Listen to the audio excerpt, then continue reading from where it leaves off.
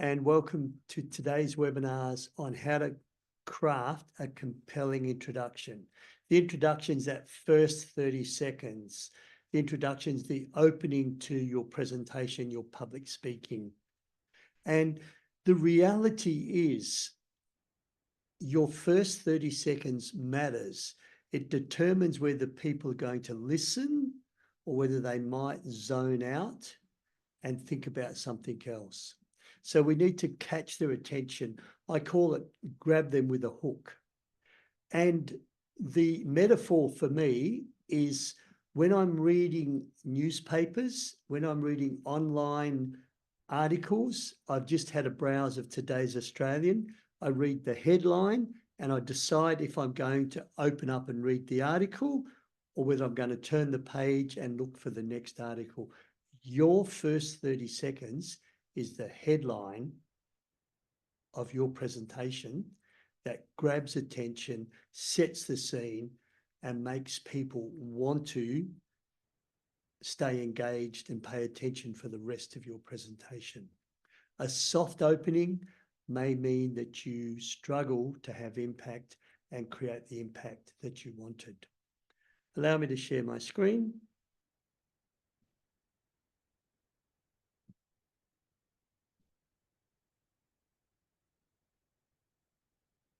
So crafting a compelling introduction, the first 30 seconds. Peter Dhu's my name, public speaking trainer and coach. And my passion is helping you to get your messages across. What you've got to say matters, and starting strong is one of the ways you will have impact. A little bit of housekeeping. I always share this with people. Please ask questions as we go. I'll keep an eye on the chat box and on the comments. So please, questions as we go. Write your own comments in. How have you started? What have you seen that you thought, wow, that really got my attention? Of course, take notes. Bearing in mind, I do record this webinar, so you can review the webinar recording should you wish to. I post it on YouTube. Just send me an email and say, Peter, I'd love to review that webinar you did. And more importantly, think about how are you going to apply what you learned to your own personal presentation style. In this case, for your next presentation, whether it's a pre-start meeting, whether it's a project update, whether it's a conference presentation, what might you do to make sure you have maximum impact and grab attention? So here's my tips. Start with a provocative question.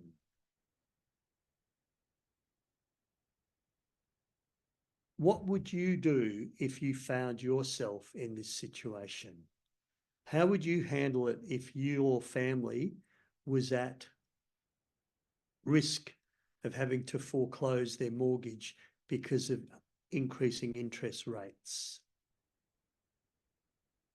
Martin Luther King, imagine a world. So what's a provocative question? And in asking that provocative question, you can be a little bit controversial. And so you can say the opposite of what you're really going to talk about. And what will happen is that hair on the back of people's necks will go up and they'll get angry, but they'll be engaged and they'll listen. I'm going to propose that we remove old age pension. We don't need the old age pension. Everyone has enough working life to put superannuation and self-fund their retirement. So let's ban the old age pension. Now, of course, I'm not serious there, and that wouldn't be my proposal, but I'd have people's attention. And then I might step into something around preparing for retirement or what we need to do to strengthen the old age pension. It could be a health message. Something around Medicare, something around that we should all pay more to go and see a doctor. Those things that are going to make your audience angry and you've got their attention, then you can step down and say, well, that is one alternative, but I want to talk about a far better alternative. And people say, okay, phew, he's not really serious about raising the Medicare levy, paying a higher price for our GP visits, removing the old age pension. He's not really serious about that. And it gets people thinking right from the start. So, what provocative question could you pose, or provocative statement could you pose up front that's going to set the scene for what's going to come next, but not just a blasé, good morning, everyone. So just a quick sideway. The first 30 seconds matters. Behavioral psychologists call it the rule of primacy. Primary words said when you meet someone, primary words said when you start a presentation, apparently, according to behavioral psychologists, are some of those words that people remember. Hence, it's important to start strong. So what I don't recommend as a start is by going into housekeeping or pleasantries, such as, good morning, everyone. It's a real pleasure to be here again. My name's Peter Dhu. We're going to have morning tea at 10:30, lunch at 12. Toilets are down the back. Can you turn your mobile phones off?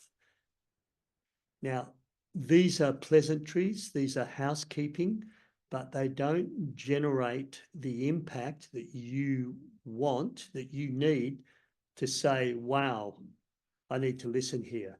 So rather than doing the mundane introduction, do something that smacks people around the chops, grabs attention, makes them sit up and take notice. I will start strong, and then later on I will step down into that housekeeping, the agenda that I'll have up on a whiteboard, but I really need to start strong.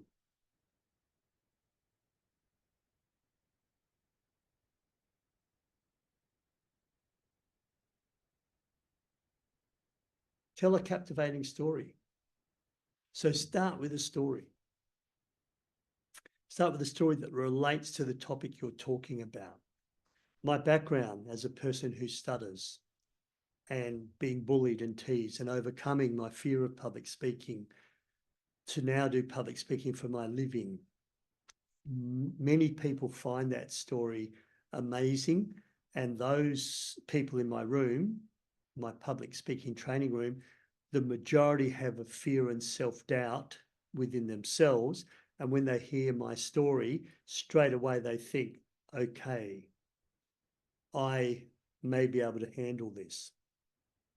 A story, if you're working in the financial planning area, a story of working with a client that was approaching retirement age, working with a client that wanted to buy their first house and they were really struggling, and you were able to put in a plan that enabled them to achieve their goals, and then relating that story to everyone in the room. So regardless of what your goals are, today I'm going to talk to you about achieving your goal, whether that is that retirement nest egg or that housing deposit.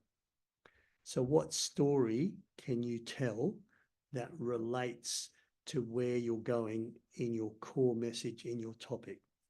Storytelling is really, really powerful. You can use it as the opening. You can also use story later on in your presentation to illustrate points. In public speaking, we have a saying, people don't remember what you've said, rather they remember how you make them feel. So one of our roles is to create that visceral response, that in your gut, oh, I've got this. Oh, I can see light at the end of the tunnel. And storytelling is indeed one of those ways that you can create a visceral response. Some of you will know Grace Tame, the Australian of the Year, 2 or 3 years back. And Grace Tame used to captivate the audience and make them emotionally connected through her story as a young schoolgirl that was groomed and assaulted by her school teacher. And then her struggle to be heard because it was against the law for her to speak about her abuse under Tasmanian law, and the way she fought and fought.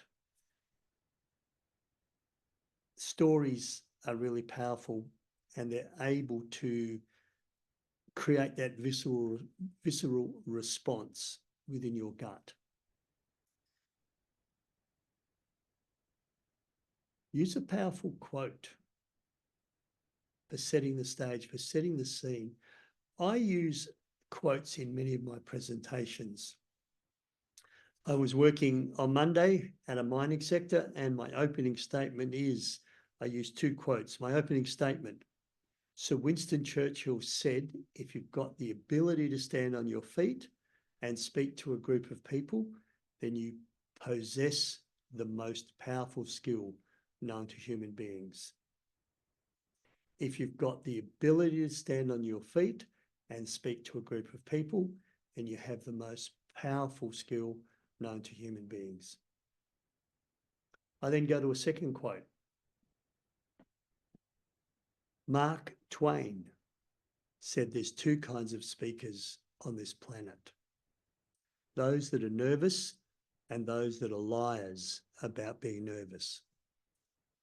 And that sets the scene for me to oppose the two key things.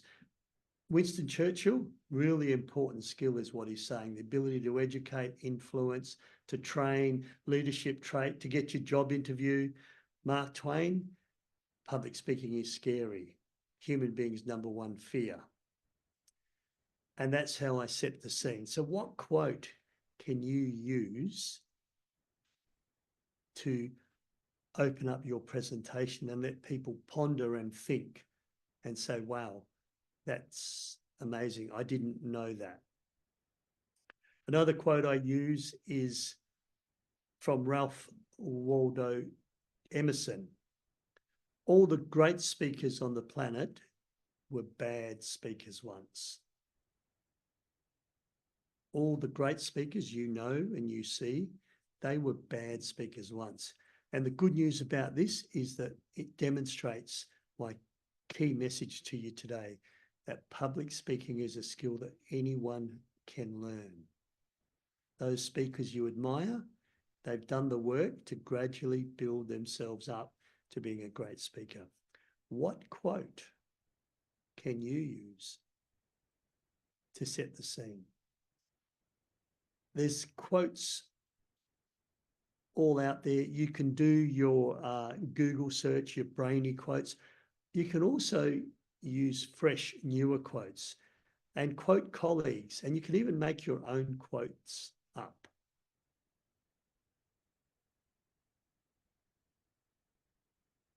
How do you start a presentation? One way, start with a quote, explain the importance and significance of the quote, and then that leads into the rest of your presentation.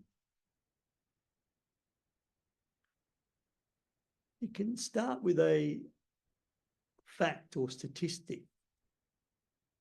I learned something on Monday that but made me sit up and take notice. It's the element of surprise. It's something I wasn't expecting. And it was from the mining sector. So most of you know that 1 in 5 Australians, 20% of Australians will experience mental ill health during their life. In the mining sector, that rises to 33%. 33% of people working in the mining sector experience mental ill health. Then you can go, good morning, everyone. My name's Peter Dhu. I want to talk to you about mental health first aid. So what can you do to grab attention and create relevance? And if it's something that people are unaware of and it's important to them, and that's what you're going to be talking about, you've got their attention. Another amazing statistic or fact that I was unaware of extended to elder abuse, and it goes a little bit like this. So this is my opening statement. So every day here in Western Australia, 15,000 West Australians over the age of 65, that's 15,000 grandparents, your parents, your uncles, your aunts, 15,000 retirees over the age of 65 experience elder abuse. Elder abuse. That means they're not eating the food they would like. That means they don't have control of their own money. That means that people are walking in their room without knocking on the door, asking for permission. Good morning, everyone. I'm from Advocare WA, and I want to talk to you about elder abuse and what we can do to reduce the impact of abuse on our retirees. So I've got your attention. It's 15,000. It's unbelievable. It seems unreasonable in this day and age that many retirees are experiencing elder abuse. So what can you say that catches people's attention? Let's do another statistic. 90% of Australians retire not achieving their savings targets. 9 out of 10 of Australians, 9 out of 10 of you will not achieve your retirement goals when you stop work. And then, of course, you would move into retirement planning, or you'd move into financial planning. So what statistic, what facts can you, that are a little bit amazing, a little bit out there, not just ho-hum facts, but something that grabs people's attention? 75% of the world's population suffer from glossophobia. Glossophobia, fear of public speaking.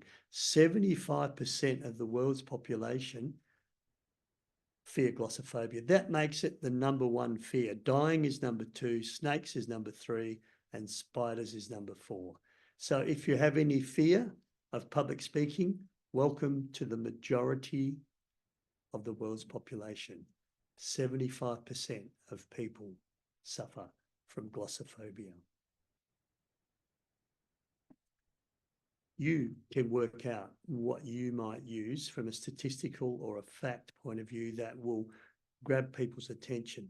When I use that statistic, many people say, wow, I thought it was only me. I thought I was the minority and everyone was good at public speaking and it was just me who was struggling. No. Most people have that struggle.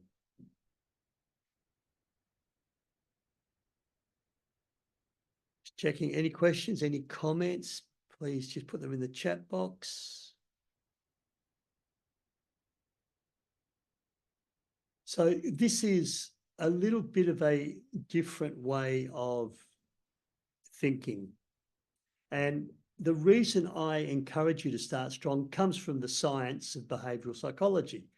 It's called the rule of primacy. Apparently, first words people remember. So therefore, my first words are valuable real estate. So what are some strategies to have some strong first words? The next tip is make a bold statement. Maybe the problem that everybody knows about but won't talk about. It's you know, we know this is an issue, but we're not going to talk about it. I want to propose that we ban buy now, pay later services in Australia. That's the Zip card and the other card, because you'd be aware that young Australians are using these services, buy now, paying later, and realising they can't afford to pay for what they bought. What's the elephant in the room? What's the bold statement that you can take, that you can set? The problem that everybody knows but doesn't want to talk about it. I'll leave that to you to think how you might do that. Involve the audience. Another way of starting is get the audience involved straight away. So don't just be a monologue and talking like I am today, but involve the audience. And I use a little model where I tell a bit of information, maybe I've got a PowerPoint slide, and then I ask people, what would you do in this situation? I turn to the person next to you. How would you handle that? Now, I generally, with the share, so tell, show, ask, share, I repeat every 5 to 8 minutes. But in your opening, you go to the ask and the share fairly quickly. I already mentioned asked a question, but imagine turning the person next to you. What's the number one problem you think is facing school children today? What's the number one issue that school children are worrying about? I'll give you 30 seconds. Bring them back. You don't need to hear the answer. You then reveal what you know from your research or from your work. What is the number one issue facing children, school-age children today? Talking about it straight away gets them engaged. Here's a question. What do you think about icebreakers? There's that bingo, that human bingo, where they give you a bit of paper and someone speaks French, someone's been to Germany, someone's got a pet dog, someone likes swimming, and then you find someone, and then when you get all your squares, you go bingo. Another one that I've seen is, okay, find out how far did you travel today? So the whole room, you've got 15 people in the room. How far have you traveled? Have a chat, line up in order of closest towards me and furthest away from me. And of course, I have some people come up from Bunbury, so they would be down the back. And there's some people that live in the city and have just caught the bus to my training venue and they'll be closest. I find those icebreakers pointless. And if I'm in a workshop where someone does that, I zone out. So they've lost me. So I encourage you to think about an icebreaker as a way of starting your presentation with caution. Only use an icebreaker if it directly relates and connects to your message. So after the icebreaker, you reveal a aha moment so they know what they've done. So one of the icebreakers that I do is I get people to tell me what they do. So I'll say, you're now in a networking event, you're at a conference, you're at a seminar, you change jobs, and someone says to you, you've got that 30 seconds to respond. Someone says to you, so what do you do? And I'll go around the room. So what do you do? What do you do? What do you do? And then I'll say, reveal to them, do you know you've just done your elevator pitch, your elevator speech? That's that 30-second presentation that positions you in the front of mind of the people who were listening to you. Good morning, everyone. I'm going to teach you how to do a really good elevator pitch so that you have impact, you become memorable, and people say, aha, I know to go to Peter if I have a problem in public speaking, or if I've got a conference speech coming up and I'm a little bit nervous, I know that I'll go to Peter. That is the purpose of an elevator pitch. So that little icebreaker relates directly to what I'm going to teach and directly to my message. So in summary, start with a provocative question, tell a captivating story, use a powerful quote. Don't be afraid to use statistics or amazing facts. Make some sort of bold statement, announce the elephant in the room, involve the audience, turn to the person next to you. What would you do in this situation? How would you work if this happened to you? Be cautious of icebreakers as a way of involving your audience. What have I got coming up? Workshops in Port Hedland, workshop in Perth, workshops in Karratha. They're all on my website. For the webinars, for those of you who are interested in further webinars, September's webinar, Mastering the Art of Impromptu Speaking. So some tips for speaking on your feet, off the cuff. When someone says, so what did you do in that, Peter? How would you handle that question? October, persuasion, how to be more engaging. So we've started really strong. Now we get into our presentation. We want to make sure that our influence remains high, our persuasion remains high. If we don't persuade or influence people, then we are just hot air. And glossophobia, 75% of people suffer from fear of public speaking. How to overcome anxiety, some techniques and tips to help you build confidence around public speaking and overcome some nerves. That's what's coming up in the next 3 months. And I have a question. So job interview, you would not do an icebreaker or an opening in a job interview. In a job interview, you just follow the protocol. There is one disclaimer that I sometimes use. For myself, as a person who stutters, at job interview, I used to, as an announcement, they'd ask me that first question, Peter, give me an example of your project management skills and how you've used them to bring a project back on track. So my first comments would be, so thanks for the question. Before I answer the question, can I let you all know that I have a stutter? And stuttering and job interviews do cause me to be a little bit nervous, so you will see some stutters, but please don't bother about the stutters. They in no way impact my ability to do my job. So that's a little disclosure. If you're nervous or if your face goes red, you can disclose.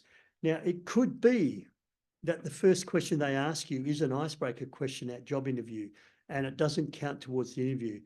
So why did you apply for this job? What did you like about this job? And you can say, well, I'm really keen on project management.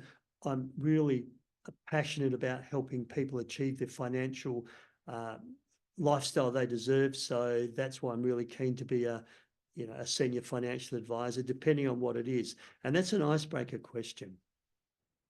The other thing to prepare is often at the end, they say, do you have any questions? Now, this is an opportunity for you to ask a real question, an intelligent question. So please prepare a question and don't say, so how much money will I get? Or how long will this interview process take? Or how many other people have you interviewed? They're kind of, questions you'd like to know the answer to, but they don't demonstrate great intelligence. So yeah, icebreakers are starting strong is not part of the job interview process. This is for you've got the platform, you're presenting a presentation, you're presenting a keynote, and you want to grab attention straight away. Another aspect of nonverbal communication, another aspect of job interview is good nonverbal communication. So while you're not going to do a strong opening, you are going to walk in with good, strong physiology, with confidence, with calmness, with eye contact. So your nonverbal communication is going to say more about you than the first words that come out of your mouth. So thanks for that question, Zach. You know how to reach me. There's my mobile number. You've got my email. If you have any further questions, I'd really appreciate those questions via email. I'd love to have you on my future webinars. So remember, what you've got to say matters. So never let fear, self-doubt be the reason you don't stand up and speak. And one of the key ways of being more effective in your presentations is start strong. Thanks, everyone.